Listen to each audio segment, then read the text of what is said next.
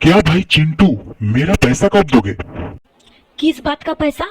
मैंने तो बिजनेस का सारे एसेट सेल करके तुमको पैसा ऑलरेडी दे दिया। लेकिन अभी भी तो 1 लाख रुपया बाकी है ना, वो भी तुमको तो देना ही पड़ेगा।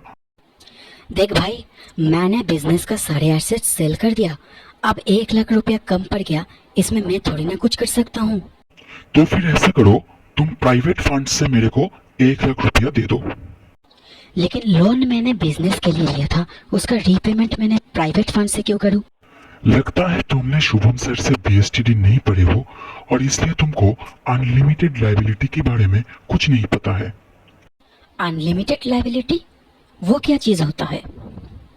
शुभम सर ने हम लोगों को सिखाया था कि एक सोल प्रोप्राइटरशिप बिजनेस का अनलिमिटेड लाइबिलिटी होता है। इसका मतलब अगर बिजनेस का एसेट्स कम पड़ गया तो पर्सनल एसेट्स सेल करके क्रेडिटर्स का पैसा चुकाना पड़ता है। लेकिन as per entity concept business का तो एक सेपरेट आइडेंटिटी होता है।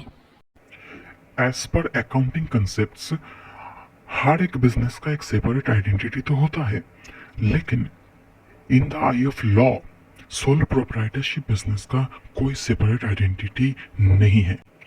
इसलिए अगर एक सोल प्रोप्राइटर का बिजनेस एसेट्स कम पड़ गया, इन दैट केस बिजनेस की लायबिलिटीज को चुकाने के लिए पर्सनल एसेट्स का इस्तेमाल करना पड़ेगा। अच्छा, अब समझ में आया। काश मैंने भी शुभम सर से ट्यूशन लिया होता।